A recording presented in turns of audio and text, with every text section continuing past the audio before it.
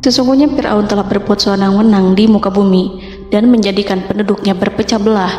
Dia bertindak semena-mena, lalim, melampaui batas, lebih mementingkan kehidupan dunia dan berpaling dari ketaatan Rob yang Maha Tinggi. Fir'aun memecah menjadi banyak sekali golongan dan kelompok dan menindas sebagian di antara mereka. Fir'aun menindas Bani Israel yang berasal dari keturunan Nabi Yakub. Saat itu, mereka adalah penduduk bumi terbaik. Mereka berada di bawah kuasa Raja Tiran yang zalim, yang memperbudak dan mempekerjakan mereka untuk pekerjaan-pekerjaan hina. Ada banyak faktor yang melatar belakangi perbuatan raja tersebut. Selain karena kebencian, ada juga faktor ramalan yang beredar pada saat itu. Bani Israel mengalami siksaan dan penyiksaan yang tak terkira. Nabi Musa diutus oleh Allah Subhanahu wa Ta'ala untuk membebaskan Bani Israel dan telah berulang kali memperingatkan Fir'aun agar membebaskan kaumnya. Namun Fir'aun tetap bersikeras dan menolak. Suatu hari Allah Subhanahu wa Ta'ala memerintahkan Nabi Musa untuk kembali kepada Fir'aun dan menunjukkan mukjizat. Di sana Nabi Musa menunjukkan beberapa mukjizat, termasuk mengubah tongkatnya menjadi ular raksasa dan di tangannya mengeluarkan cahaya. Namun Fir'aun tetap ingkar, dan dari situlah awal mula kehancuran Fir'aun dan pengikutnya.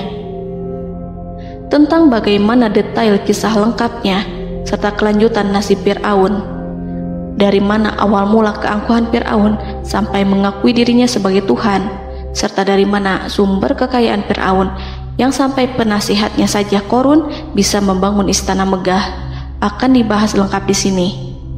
Namun sebelum saya melanjutkan kisahnya, dimohon kepada pemirsa untuk menonton video ini sampai selesai supaya tidak ada kesalahpahaman dalam memahami isi cerita, serta mohon bantu channel ini semakin berkembang dengan cara subscribe dan berikan like serta komen positifnya. Semoga bantuan pemirsa sekalian menjadi amal jariah dan bernilai pahala di sisinya. Bismillahirrahmanirrahim. Fir'aun menguasai seluruh negeri. Seiring dengan makmurnya negeri Mesir, kekuasaan Fir'aun semakin hari semakin bertambah.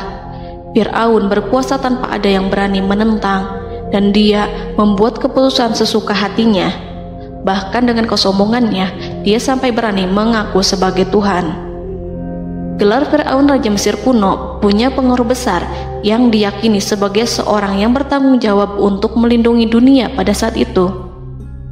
Fir'aun bukanlah nama seseorang, melainkan sebutan dalam Al-Quran yang merujuk pada seorang Raja Mesir yang sombong, suka menindas, dan sering melampaui batas, yang hidup ketika Nabi Musa alaihi salam bayi sampai dirinya dibinasakan oleh Allah di Laut Merah. Fir'aun merupakan sebuah gelar bagi raja-raja Mesir yang muncul di era New Kingdom. Pendapat Syekh Abdurrahman As-Sadi mengatakan bahwa Fir'aun merupakan gelar yang diberikan kepada raja-raja Mesir sebagaimana Raja Babel disebut Namrud, Raja Habasyah disebut An-Najasyi, Raja Yaman disebut Al-Qil, atau Raja Persia yang disebut Kisra, penguasa Roma yang dijuluki Kaisar. Sebutan Fir'aun dalam Al-Quran ini menjurus pada Raja Mesir yang hidup pada tahun 1527 sampai 1407 sebelum Masehi. Fir'aun dikhususkan untuk menyebut penguasa Mesir yang membangkang dan tidak beriman kepada Allah Subhanahu wa Ta'ala.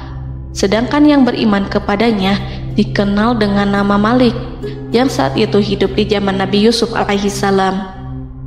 Sebagian ahli sejarah mengatakan bahwa penguasa Mesir pada masa Nabi Yusuf disebut Al-Malik atau Raja, tidak disebut Fir'aun, karena kedua penguasa ini berbeda asal daerahnya.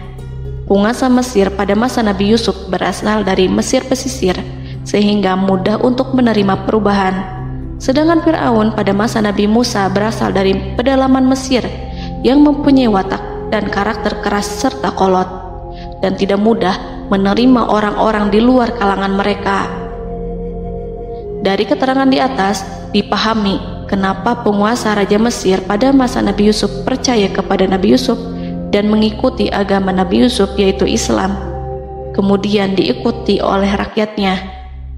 Sebagian ahli sejarah menyamakan Fir'aun dengan Mas'ab ibnu Royan. Ada pula yang menyatakan bahwa Fir'aun anaknya Walid ibnu Mas'ab ibnu Royan dari salah satu kaum Ad. Para Fir'aun Mesir kuno memperoleh kekayaan dan membangun kerajaan mereka yang megah melalui berbagai sumber. Beberapa sumber utama kekayaan dan pembangunan kerajaan Fir'aun adalah sumber daya alam. Mesir kuno diberkati dengan sumber daya alam yang melimpah, termasuk emas, tembaga, dan batu mulia yang ditambang dari wilayah gurun dan lembah. Sungai Nil juga menyediakan tanah yang subur untuk pertanian yang menjadi dasar ekonomi Mesir kuno. Air yang sangat penting ini memungkinkan kota-kota tumbuh di tengah gurun. Lonjakan air dan nutrisi itu mengubah lembah Nil menjadi tanah pertanian yang produktif. Menurut Organisasi Pangan dan Pertanian PBB, petani Mesir kuno adalah salah satu kelompok pertama yang melakukan pertanian dalam skala besar, menanam tanaman makanan seperti gandum, serta tanaman industri seperti rami untuk membuat pakaian. Sungai Nil mengalir ke utara sejauh 4.160 mil dari timur tengah Afrika ke Laut Tengah, yang memberikan Mesir kuno tanah subur dan air untuk irigasi. Untuk memaksimalkan pemanfaatan air Sungai Nil, petani Mesir kuno mengembangkan sistem irigasi cekungan. Mereka membangun jaringan tanggul berbahan tanah untuk membentuk cekungan. Kemudian mereka menggali saluran untuk mengarahkan air banjir ke dalam cekungan, di mana air akan menggenang selama sebulan hingga tanah jenuh dan siap untuk ditanami. Selain itu, Sungai Nil dapat dimanfaatkan untuk mengangkut material proyek-proyek konstruksi. Untuk mendapatkan manfaat dari Sungai Nil, orang yang tinggal di tepi sungainya harus mencari cara mengatasi banjir tahunan sungai ini. Untuk memprediksi apakah mereka akan menghadapi banjir yang bisa mengakibatkan panen buruk, orang Mesir kuno membangun nilometer atau pilar batu dengan tanda menunjukkan tingkat air. Mereka mengembangkan keterampilan dan teknologi baru dari pertanian hingga pembuatan perahu dan kapal. Sungai Nil juga merupakan rute transportasi penting karena memainkan peran sentral dalam peradaban Mesir kuno. Orang Mesir menjadi ahli dalam membangun perahu dan kapal untuk mengangkut berbagai barang, termasuk ternak, sayuran, ikan, roti, dan kayu. Mesir kuno memiliki perdagangan yang berkembang dengan wilayah Afrika Timur dan Tengah serta Mediterania Timur. Perdagangan ini tidak hanya mencakup barang-barang mewah, tetapi juga bahan pangan dan bahan baku. Fir'aun juga memiliki semua tanah di Mesir dan mengumpulkan pajak dari rakyatnya. Raja Fir'aun juga memperlakukan rakyat dengan kejam tanpa belas kasihan. Ia memeras pajak yang tinggi dan menjadikan kaum Bani Israel sebagai budak kerajaan. Mereka juga menerima upeti dari negara-negara yang dikalahkan atau ingin menjaga hubungan baik dengan Mesir. Bahkan Fir'aun juga memiliki proyek konstruksi untuk membangun struktur megah seperti piramida, kuil, dan monumen yang tidak hanya menunjukkan kekuasaan dan kekayaan mereka, tetapi juga berfungsi sebagai pusat administrasi dan agama. Proyek-proyek ini seringkali menggunakan tenaga kerja dari rakyat yang bekerja selama musim banjir.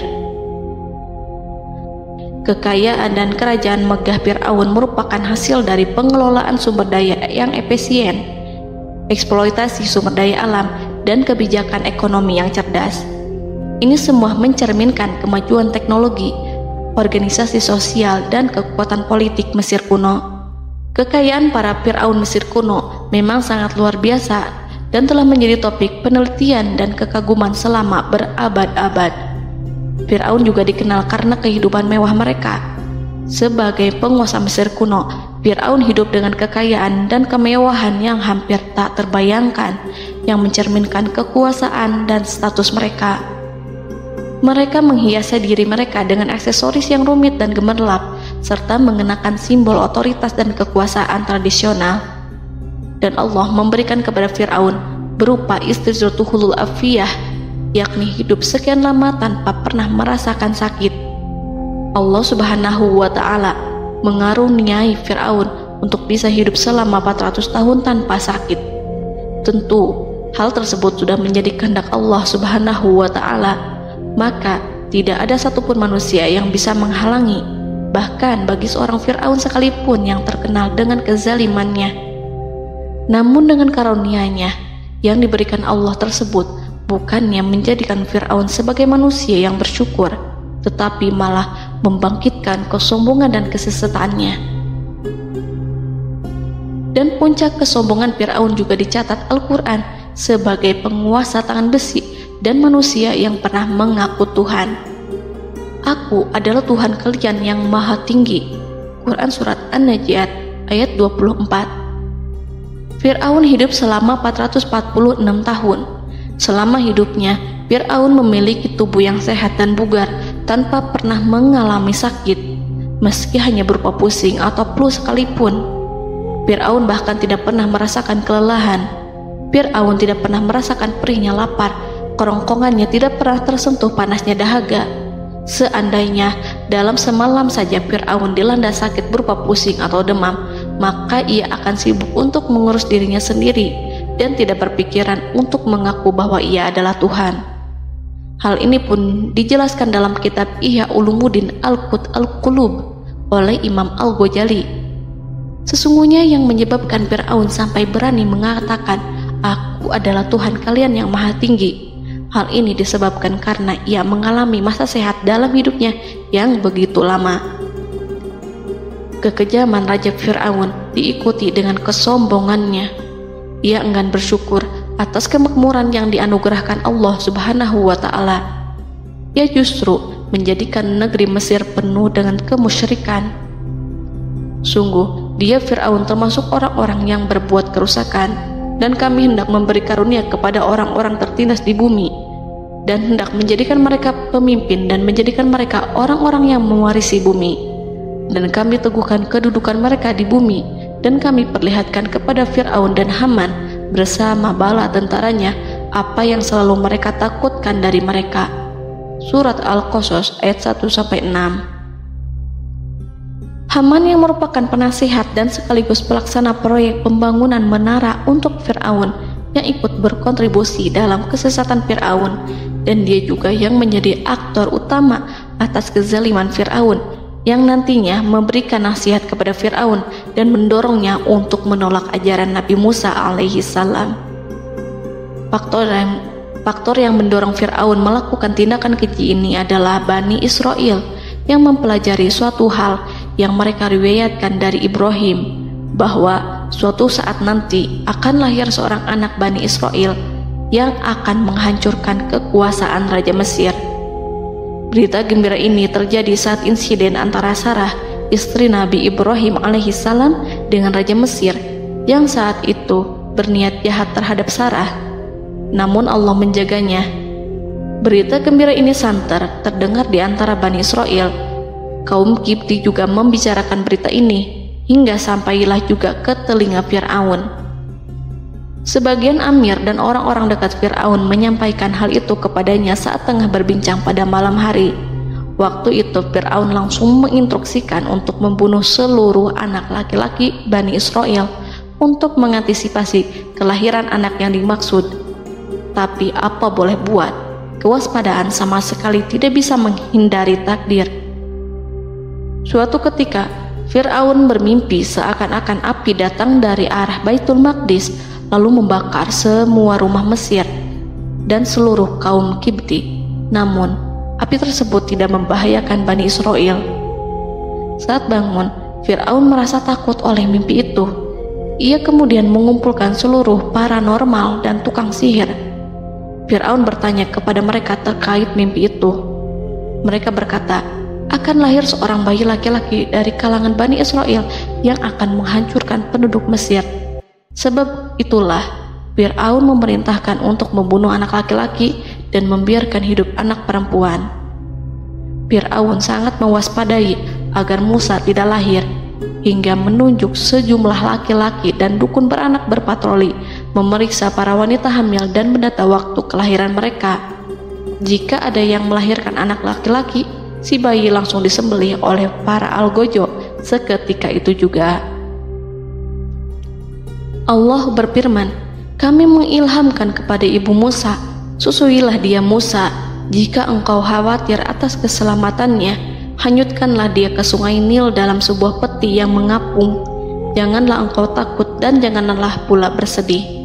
Sesungguhnya kami pastikan mengembalikan kepadamu dan menjadikan sebagai salah seorang rasul. Surat Al-Qasas ayat 7. Pada saat itu, ibu Musa yang bernama Ayarika, ada juga yang menyebut Ayah Zakat, merasakan kesedihan yang amat dalam dan sudah mengantisipasi sejak pertama kali mengandung Musa. Kehamilannya ini memang tidak terlihat. Harun lahir pada tahun ketika hukuman mati bagi lelaki tidak berlaku, sementara Musa lahir pada tahun di mana bayi laki-laki harus dibunuh. Saat melahirkan, ibunya mendapat ilham agar Musa kecil diletakkan di dalam peti yang diikat dengan tali. Rumahnya tepat di hulu sungai Nil. Ia menyusui Musa, kemudian ketika khawatir pada seseorang, ia meletakkan Musa di peti itu, lalu dilepaskannya ke lautan, sementara talinya tetap dipegang. Setelah semua orang pergi, ia tarik kembali peti itu. Namun suatu hari, ibu Musa melepaskan peti itu, tetapi dia lupa tidak mengikatnya dengan tali, sehingga peti berisi Musa kecil itu hanyut bersama aliran sungai Nil hingga melintas tepat di depan istana Fir'aun. Selir-selir Fir'aun itu memungut peti dalam kondisi tertutup rapat. Mereka tidak berani membukanya. Peti itu kemudian diletakkan di depan istri Fir'aun, Asiyah binti Muzahim. Ada pendapat yang mengatakan bahwa Asiyah berasal dari Bani Israel dari keturunan Musa. Saat membuka penutup peti dan menyingkap tirai penutupnya, Asiyah melihat wajah Musa kecil memancarkan sinar-sinar nubuah kemuliaan. Begitu melihatnya, Asiyah langsung jatuh hati dan sangat mencintainya. Saat Fir'aun tiba, ia berseru, "Apa ini?" Kemudian ia memerintahkan untuk menyembelihnya, tetapi sang istri meminta agar bayi tersebut diberikan kepadanya. Sang istri berkata, "Dia adalah penyejuk mata hati bagiku dan bagimu." Fir'aun menimpali, "Iya, bagimu, tapi bagiku tidak. Aku tidak memerlukan bayi itu." Petaka memang selaras dengan tutur kata. Kata-kata istri Fir'aun, mudah-mudahan dia bermanfaat kepada kita. Allah memberikan manfaat yang ia harapkan. Di dunia, Allah memberikan hidayah padanya melalui sosok Musa, dan di akhirat, Allah menempatkan dia di surganya karena Musa. Atau kita ambil dia menjadi anak. Keduanya pun mengadopsi Musa karena mereka berdua tidak punya anak. Perkataan Asiyah ini diabadikan dalam Al-Quran surat Al-Qasas ayat 9. Dan berkatalah istri Fir'aun, "Ia adalah penyejuk mata hati bagiku dan bagimu. Janganlah kamu membunuhnya. Mudah-mudahan ia bermanfaat kepada kita, atau kita ambil ia menjadi anak, sedangkan mereka tidak menyadari." Dalam ayat ini Allah Subhanahu wa Ta'ala berfirman yang artinya, sedangkan mereka tidak menyadarinya. Ibnu Katsir menjelaskan maksud dari ayat ini, mereka tidak mengetahui apa yang dikehendaki Allah, bahwa di tangan anak itulah terjadinya kehancuran masa depan Fir'aun dan bala tentaranya. Mereka tidak mengetahui hukuman besar Allah yang dikehendaki terhadap Fir'aun dan pasukannya. Mereka tidak tahu bahwa Allah menakdirkan mereka untuk memungutnya. Saat Musa tinggal di kediaman Fir'aun, pihak keluarga ingin menyusuinya. Namun Musa tidak mau menerima susu wanita manapun. Ia juga tidak mau makan, hingga mereka dibuat bingung karenanya. Mereka berusaha sebisanya untuk memberi Musa makan, namun Musa tidak mau. Seperti yang Allah sampaikan dalam surat Al-Qasas ayat 12. Dan kami cegah dia Musa menyusu kepada perempuan-perempuan yang menyusuinya sebelum itu. Mereka kemudian mengirim Musa bersama para dukun beranak dan sejumlah wanita ke pasar. Mungkin Musa mau menyusu pada seorang wanita di sana. Saat semua orang berdiri di hadapan Musa, saudari Musa melihatnya. Ia tak memperlihatkan sikap seakan-akan mengenal bayi yang sebenarnya adalah adiknya. Mereka kemudian pergi bersama saudari Musa itu ke kediaman Musa. Musa kecil kemudian digendong ibunya untuk menyusui bayi itu. Bayi yang tidak lain adalah anaknya sendiri, langsung menyusu dengan lahap. Melihat hal itu, mereka merasa sangat puas dan gembira. Mereka pun melaporkan peristiwa yang sangat menggembirakan itu kepada Asia. Asia meminta agar perempuan yang tidak lain adalah ibunya Musa itu untuk menetap bersamanya dan memohon kebaikan serta kesediaannya. Namun, perempuan itu menolaknya seraya berkata, "Sesungguhnya aku mempunyai suami dan anak-anak yang tidak bisa aku tinggalkan. Akan tetapi, aku siap melakukan jika bayi itu dibawa kepadaku ke rumahku." Akhirnya Asia mengutus ajudan kerajaan untuk menyerahkan bayi itu kepada ibunya Musa untuk disusui secara rutin. Asia kemudian memberikan berbagai macam fasilitas kepada ibu Musa berupa biaya nafkah sehari-hari, pakaian-pakaian bagus, dan beberapa hadiah istimewa yang lainnya sebagai kompensasi upah menyusui bayi itu. Akhirnya Musa kecil kembali ke pangkuan ibunya dan berada di bawah asuhannya. Allah telah menyatukan kembali bayi yang bernama Musa itu dengan ibunya sendiri. Fir'aun tidak akan menyangka jika Allah telah mempersiapkan sesuatu yang besar lewat kehadiran Musa kecil di kerajaannya. Sang Raja bengis lagi terpedaya oleh banyaknya pasukan yang dimiliki, kekuasaan, dan luasnya kerajaan yang maha agung yang tak terkalahkan, dan takdirnya tak bisa ditentang. Allah telah memutuskan bahwa bayi itu yang dia dan pengikutnya waspadai keberadaannya itu hingga dengan bengis membunuh banyak sekali nyawa yang tak terhitung jumlahnya. Padahal anak tersebut justru tumbuh dewasa di kediamannya, di atas kasurnya, memakan makanannya dan meminum yang ada di rumahnya. Fir'aun sendiri justru mengadopsi dan merawat serta mengasuhnya tanpa menyadari rahasia besar di balik itu. Anak itu yang membuatnya binasa di dunia dan akhirat karena menentang kebenaran yang nyata yang ia sampaikan kepadanya. Nabi Musa tumbuh dan hidup sebagai salah seorang dari keluarga kerajaan hingga mencapai usia dewasanya, di mana ia memperoleh asuhan dan pendidikan sesuai dengan tradisi istana. Allah Subhanahu wa Ta'ala mengaruniakannya hikmah dan pengetahuan sebagai persiapan tugas kenabian dan risalah yang diwahyukan kepadanya. Musa tumbuh menjadi seorang pemuda yang mempunyai fisik dan akhlak yang kuat. Allah anugerahkan kepada Musa kesempurnaan tubuh dan kekuatan jasmani. Musa juga menyadari bahwa dia hanyalah anak angkat, tidak setetes pun darah Fir'aun mengalir padanya, dan bahwa ia keturunan Bani Israel yang ditindas dan diperlakukan sewenang-wenang oleh Fir'aun dan kaumnya.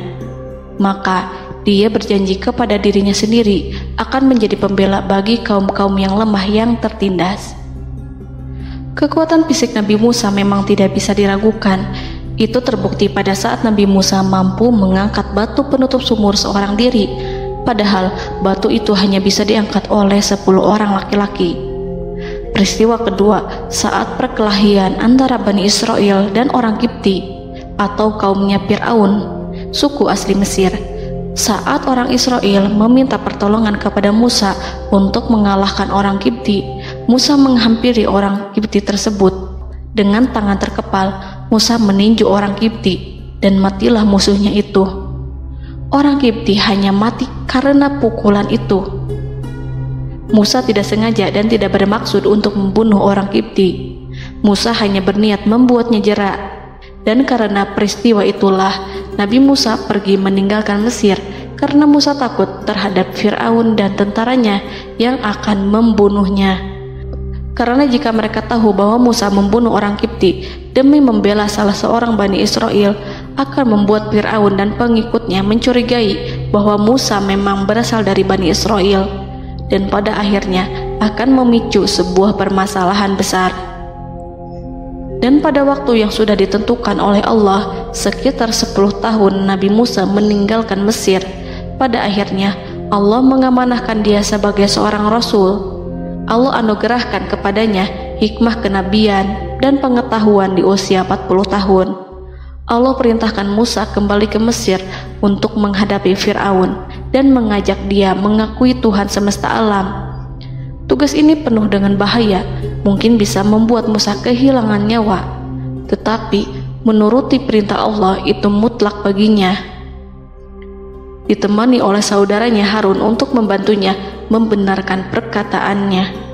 Lidah Musa cedal karena bara api yang pernah diletakkan di lidahnya saat Fir'aun hendak menguji akalnya setelah menarik jingat Fir'aun hingga berdarah. Fir'aun bermaksud untuk membunuhnya. Asiyah mengkhawatirkan Musa lalu berkata, dia masih kecil. Fir'aun kemudian menguji Musa dengan meletakkan buah dan bara api di hadapannya. Musa kecil hendak bermaksud meraih buah-buahan, tetapi tangannya dialihkan oleh malaikat. Lalu Musa mengambil bara api dan ia letakkan di lidahnya. Lidahnya cedal karena bara api ini. Musa meminta kepada Allah agar kekakuan yang ada di lidahnya dihilangkan sebagian, sebatas agar kata-katanya bisa dipahami, dan tidak meminta untuk dihilangkan secara total, karena para rasul hanya meminta sebatas yang diperlukan. Pergilah kamu kepada Fir'aun, karena dia benar-benar telah melampaui batas, maka berbicaralah kamu berdua kepadanya dengan kata-kata yang lemah lembut. Mudah-mudahan dia sadar atau takut. Quran Surat Toha ayat 42-43. Ini merupakan sifat santun dan kasih sayang serta rahmat Allah terhadap makhluknya, meski Allah mengetahui kekafiran dan kesewenang-wenangan dan kesombongan Fir'aun. Bersama Harun, Musa mendatangi Fir'aun setelah menemui beberapa rintangan yang lazim ketika akan menemui raja pada waktu itu. Pertemuan Musa dan Harun juga dihadiri oleh beberapa anggota pemerintahan dan penasihat. Bertanyalah Fir'aun kepada mereka berdua, siapakah kalian berdua ini? Musa menjawab, kami Musa dan Harun adalah pesuruh Allah agar kamu membebaskan Bani Israel dari perbudakan dan penindasanmu dan menyerahkan mereka kepada kami agar mereka menyembah kepada Allah dengan leluasa dan menghindari siksaanmu. Fir'aun segera mengenal Musa dan berkata kepadanya, bukankah engkau Musa yang sudah kami asuh sejak bayimu dan kami asuh dalam istana sampai usia remajamu dan mendapat pendidikan serta pengajaran yang menjadikan engkau pandai? Dan bukankah engkau yang melakukan pembunuhan terhadap diri daripada seorang dari golongan kami? Sudahkah engkau lupa terhadap itu semua dan tak ingat akan jasa kami kepadamu? Musa menjawab, bahwasannya engkau telah mengurus aku sejak kecil. Itu bukanlah jasa yang dapat kamu banggakan, karena jatuhnya aku pada tanganmu akibat dari kekejaman dan kezalimanmu tatkala engkau memerintah agar orang-orangmu menyembelih setiap bayi laki-laki yang lahir, sehingga ibuku membiarkanku mengapung di sungai Nil dan aku dipungut oleh istrimu, sehingga selamatlah aku dari pengejaranmu dan penyembelihanmu. Dan kebaikan yang engkau sebutkan itu sebanding dengan perlakuanmu terhadap sebuah suku bangsa besar, yaitu Bani Israel secara keseluruhan, karena engkau telah menindas dan menjadikan mereka budak-budak untuk melayanimu. Dan mengenai pembunuhan itu merupakan kehilafanku, lalu aku lari darimu karena aku takut kepadamu. Namun peristiwa itu merupakan rahmat dan hikmah yang terselubung bagiku, sebab dalam perantauanku setelah aku melarikan diri dari negerimu ini, Allah Subhanahu wa Ta'ala mengaruniakanku dengan hikmah ilmu dan mengutus aku sebagai rasul. Maka dalam rangka tugasku sebagai rasul, datanglah aku kepadamu atas perintah Allah untuk mengajak engkau dan kaummu untuk menyembah Allah dan meninggalkan kezaliman serta penindasanmu terhadap Bani Israel yang kau pekerjakan dan perbudak mereka untuk melakukan pekerjaan dan melayanimu. Fir'aun bertanya, siapakah Tuhan yang engkau sebut-sebut itu, hai Musa? Adakah Tuhan di atas bumi ini selain aku yang patut disembah dan dipuja? Musa menjawab, ya, yaitu Tuhanmu dan Tuhan nenek moyangmu, serta Tuhan alam semesta. Fir'aun bertanya, siapakah Tuhan alam semesta itu? Musa menjawab, ialah Tuhan langit dan bumi, dan segala yang ada di langit dan di bumi. Berkatalah Fir'aun kepada para penasehatnya dan para pembesarnya, sesungguhnya Rasul yang diutus kepada kamu ini adalah seorang yang gila. Kemudian ia balik bertanya kepada Harun dan Musa, siapakah Tuhan kamu berdua? Akulah Tuhanmu yang paling tinggi.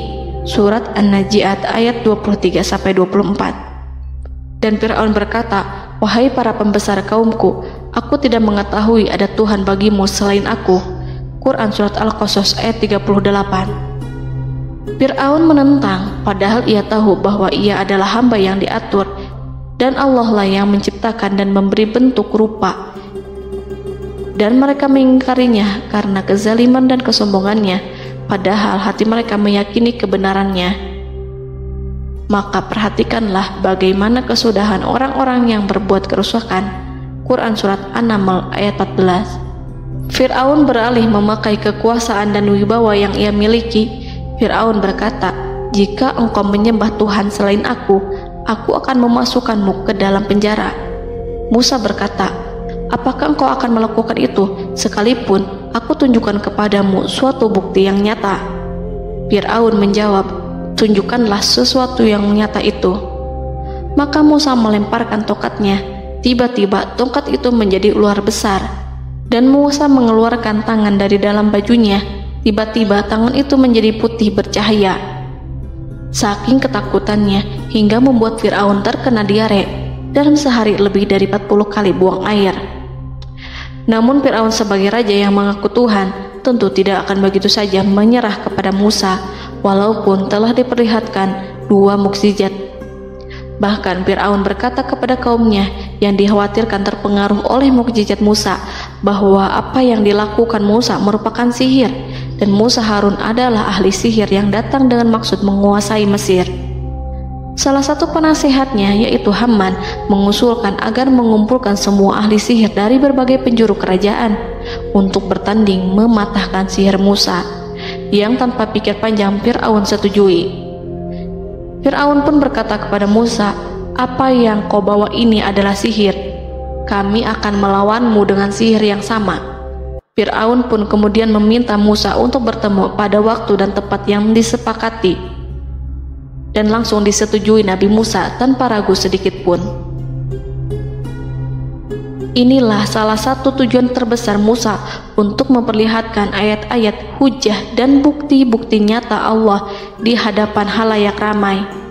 Dengan berbekal pertolongan Allah, Musa yakin akan menang melawan para ahli sihir itu. Maka pada waktu yang sudah ditetapkan, yakni pada permulaan hari, saat cahaya matahari mulai terik menyengat, sehingga kebenaran akan terlihat terlebih jelas dan nyata, orang-orang berbondong-bondong menuju tempat yang sudah ditentukan untuk melihat pertandingan sihir yang sudah dihadiri ribuan tukang sihir. Menurut Muhammad bin Ka'ab, mereka berjumlah 80.000 ahli sihir. Mereka sudah dijanjikan hadiah dan uang yang besar jika berhasil mengalahkan Musa. Para penyihir istana berkata, wahai Musa, apakah engkau yang mau lebih dahulu ataukah kami?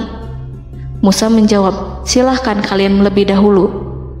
Maka ketika tali-tali dan tongkat-tongkat ahli sihir dilemparkan, tiba-tiba berubah menjadi seakan-akan ia merayap cepat karena sihir mereka. Ada rasa takut yang menyelimuti hati Musa, takut jika orang-orang terkena fitnah sihir dan tipu daya mereka.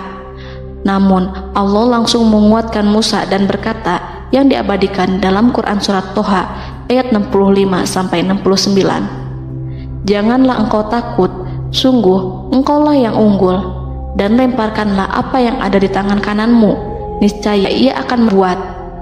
Apa yang mereka buat itu hanyalah tipu daya tukang sihir belaka, dan tidak akan menang tukang sihir itu dari manapun ia datang.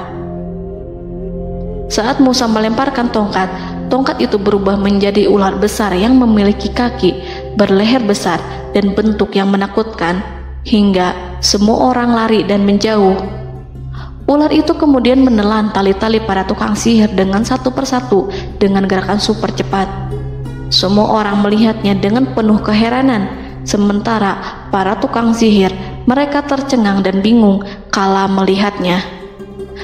Mereka melihat sesuatu yang sama sekali tidak pernah terlintas di benaknya dan juga berada di luar bidang yang mereka kuasai.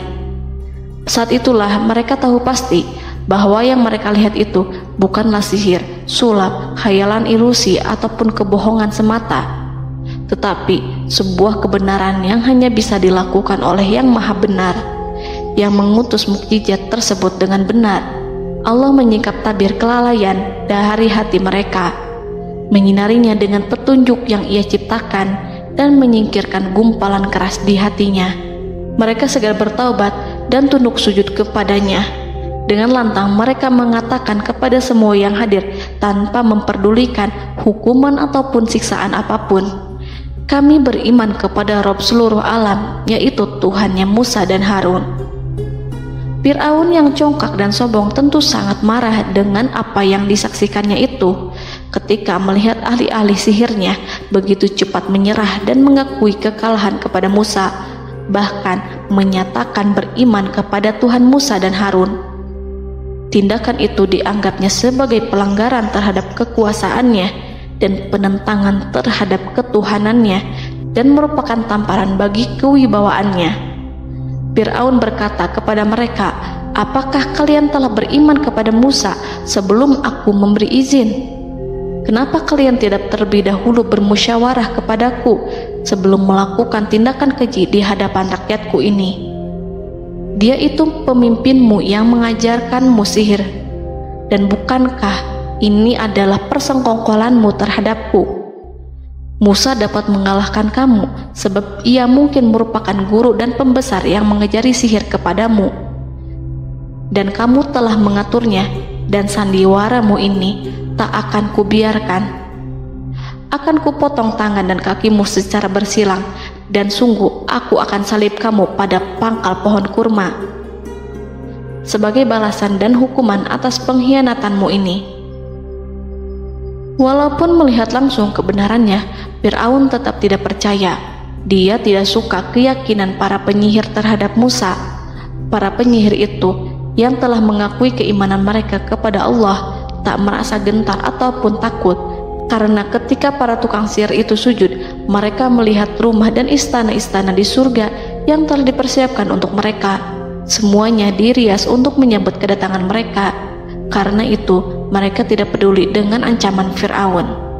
Setelah peristiwa kekalahan penyihir Fir'aun dengan mukjizat Nabi Musa itu, Fir'aun serta penasihat dan para pembesarnya, termasuk Haman, merencanakan penindasan yang lebih kejam untuk kaum Bani Israel dan merencanakan pembunuhan terhadap Nabi Musa. Fir'aun khawatir jika gerakan Musa tidak dipatahkan akan mengancam kerajaan dan kewibawaannya yang mengaku sebagai Tuhan. Walaupun sudah diingatkan oleh orang mukmin dari kalangan keluarga Fir'aun agar tidak membunuh Nabi Musa dan menyeru kembali menuju jalan yang benar dan mengingatkan kepada akibat yang buruk yang akan didapati nanti, namun Fir'aun dan penasihatnya tetap berada pada kesesatan. Sebagai balasannya, Allah menghukum Fir'aun dan penduduknya dengan kekeringan dan penyakit yang bertahun-tahun karena menolak Rasulnya. Mereka dilanda banjir bandang, darah yang bercampur dengan seluruh air yang ada. Setiap kali mereka akan mengambil air, baik air sumur ataupun air sungai Nil, pasti akan berubah menjadi darah segar. Serbuan belalang pun tidak bisa mereka hindari. Belalang menghinggapi tanaman hingga tak menyisakan satupun buah, daun ataupun rumput. Serangan hama dan wabah katak juga mengerumuni mereka hingga berjatuhan di makanan, wadah-wadah, sampai-sampai ketika ada yang membuka mulut untuk makan ataupun minum, pasti ada katak yang jatuh di situ. Semua hukuman itu hanya menimpa Fir'aun dan pengikutnya, sama sekali tidak menimpa Nabi Musa dan Bani Israel. Namun mereka tidak belajar ataupun berubah, mereka tetap saja kafir dan hanyut dalam kejahatan. Setiap kali Allah timpakan hukuman kepada Fir'aun dan pengikutnya, mereka bersumpah dan berjanji kepada Musa untuk beriman. Namun ketika hukuman itu dihilangkan, mereka ingkar janji berpaling dan kembali kepada keburukan seperti sedia kala. Dari semua penderitaan ini, Allah perintahkan Musa membawa pengikutnya keluar dari Mesir, memulai perjalanan berbahaya antara hidup dan mati. Setelah mengetahui keberangkatan Nabi Musa dan Bani Israel, Fir'aun bersama tentaranya bergerak untuk membantai mereka. Dengan pasukan besar yang berjumlah lebih dari 1.600.000 personil, ditambah 100.000 ekor kuda berwarna hitam legam, Fir'aun berhasil mengejar rombongan Nabi Musa yang saat itu berjumlah 600.000 prajurit di pantai Laut Merah saat matahari terbit. Pasukan Fir'aun mengepung mereka dari semua arah. Di belakang mereka ada tentara Fir'aun yang kejam, sementara di hadapan mereka Laut Merah yang membentang luas. Kala situasi kian genting dan Fir'aun beserta seluruh pasukannya mendekat dengan kesungguhan hati, diperkuat dan persenjataan, juga dengan amarah dan kedengkian, penglihatan tidak menetap mengarah ke suatu tujuan, dan hati naik menyesak sampai ke tenggorokan. Saat itulah Yang Maha Penyantun lagi kuasa, Rob Arsy yang mulia, mewahyukan kepada Musa, "Pukullah laut itu dengan tongkatmu." Maka tatkala Musa memukulkan tongkatnya ke lautan, laut itu pun terbelah. Air lautan berdiri tegak laksana gunung yang terbelah oleh kuasa Yang Maha Agung yang bersumber dari zat yang mengatakan kepada sesuatu, "Jadilah," maka jadilah sesuatu itu. Allah memerintahkan angin barat untuk menyapu kerikil-kerikil hitam lautan hingga dasar lautan berubah menjadi tanah yang kering yang tidak melekat pada kaki-kaki kuda dan hewan. Allah memerintahkan Musa untuk melintas bersama kaumnya. Mereka segera turun melintas dengan senang. Mereka menyaksikan sebuah hal yang membuat mata tercengang dan memberikan petunjuk pada hati orang-orang yang mukmin. Setelah Musa bersama kaumnya melintas secara keseluruhan dan keluar dari lautan, saat itulah pasukan garis depan Fir'aun baru masuk. Saat itu Musa bermaksud memukulkan tongkat ke lautan agar kondisi laut kembali seperti sedia kala, agar Fir'aun dan pasukannya tidak bisa mengejar. Tapi Allah yang Maha Kuasa dan pemilik keluhuran memerintahkan agar lautan tetap dibiarkan seperti itu, seperti yang Ia firmankan. Saat Musa membiarkan lautan dalam kondisi terbelah dan Fir'aun tiba di tepi pantai, ia melihat sesuatu yang dahsyat. Kondisi ini membuatnya tercengang dan ia tahu betul bahwa apa yang dilihatnya adalah pekerjaan Rob Arsy yang mulia, seperti halnya mukjizat lain yang pernah ia lihat sebelumnya. Fir'aun berhenti dan tidak maju. Ia menyesal karena mengejar Bani Israel dalam situasi seperti ini, di saat penyesalan tiada lagi membawa guna. Namun Fir'aun memperlihatkan sikap tangguh dan kuat di hadapan para pasukannya dan memperlakukan mereka layaknya musuh. Jiwa kafir dan watak Fir'aun mendorong dirinya mengatakan kepada kaum yang ia perdaya hingga patuh dan mengikuti kebatilannya, "Lihatlah bagaimana lautan ini terbelah agar aku bisa mengejar budak-budakku yang melarikan diri dari kekuasaanku, menyimpang dari ketaatanku dan meninggalkan negeriku." Fir'aun bersembunyi di barisan belakang dengan harapan ia bisa selamat, tapi mustahil ia bisa selamat. Fir'aun terlihat maju mundur. Dan pada kesempatan itu, Jibril menampakkan diri dalam wujud seorang penunggang kuda perawan, lalu melintas di hadapan kuda jantan yang ditunggangi oleh Fir'aun. Kuda yang ditunggangi Fir'aun meringik menghampiri kuda yang ditunggangi Jibril. Fir'aun kemudian masuk ke dalam lautan hingga mendahului kuda dengan tangkas dan cepat. Fir'aun tidak menghindari mara bahaya dari dirinya ataupun mendatangkan manfaat. Mereka segera menyusul hingga semuanya berada di lautan. Setelah bagian depan hendak mencapai tepi, Allah memerintahkan Musa melalui wahyu untuk memukul lautan dengan tongkat. Musa memukul lautan dengan tongkat. Lautan kembali menyatu seperti sedia kala dan menenggelamkan mereka semua. Tak seorang pun yang selamat. Allah menggambarkan tentang bagaimana Fir'aun didengkot orang-orang kafir Kipti tenggelam. Gelombang besar sesekali turun dan sesekali naik membawa Fir'aun. Bani Israel melihatnya dan juga pasukannya, seperti apa siksa dan petaka besar yang Allah timpakan kepadanya dan juga pasukannya, agar Bani Israel senang dan lega. Saat Fir'aun menyaksikan kematian dan mulai sakarat, Ia kembali kepada jalan kebenaran dan bertaubat, serta beriman pada saat keimanan tiada lagi membawa guna. Seperti yang Allah sampaikan dalam ayat yang lain, sesungguhnya orang-orang yang dipastikan mendapat ketetapan Rabb-Mu tidaklah akan beriman meskipun mereka mendapat tanda-tanda kebesaran Allah hingga mereka menyaksikan azab yang pedih. Quran Surat Yunus ayat 96-97. Seperti itulah Musa mendoakan keburukan pada Fir'aun dan golongannya agar harta benda mereka dibinasakan, hati mereka diikat sehingga mereka tidak akan beriman hingga melihat siksaan yang pedih, yaitu ketika keimanan tidak ada lagi membawa guna bagi mereka, sekaligus sebagai penyesalan bagi mereka. Allah berfirman kepada Musa dan Harun saat keduanya mengucapkan doa tersebut, sungguh telah diperkenankan permohonan kamu berdua. Quran Surat Yunus ayat 89. Siksaan yang ditimpakan kepada Fir'aun dan pasukannya ini merupakan jawaban atas doa Musa dan saudaranya Harun. Dalam hadis riwayat Imam Ahmad, Rasulullah Shallallahu Alaihi Wasallam bersabda, saat Fir'aun berkata, aku percaya bahwa tidak ada Tuhan melainkan Rabb yang dipercaya Bani Israel, Jibril berkata kepadaku, wahai Muhammad, andai kau melihatku saat mengambil pasir lautan, lalu aku sumpalkan ke mulutnya karena khawatir jika rahmat menghampirinya. Ibnu Abbas dan lainnya mengatakan, sebagian Bani Israel meragukan kematian Fir'aun, bahkan ada yang menyatakan bahwa Fir'aun tidak mati. Allah kemudian memerintahkan lautan untuk mengapungkan jasad Fir'aun. Maka pada hari ini kami selamatkan jasadmu, yaitu dengan mengenakan baju perang yang dengannya kau dikenali, agar engkau dapat menjadi pelajaran bagi orang-orang yang datang setelahmu, yaitu agar kau menjadi bukti bagi Bani Israel atas kekuasaan Allah yang membinasakan Fir'aun. Karena itu, sebagian salaf membaca, kemungkinan yang dimaksud adalah kami menyelamatkan jasadmu beserta baju perangmu agar kau menjadi pelajaran bagi orang-orang setelahmu dari kalangan Bani Israel, dan mereka tahu bahwa kau telah binasa. Wallahu a'lam.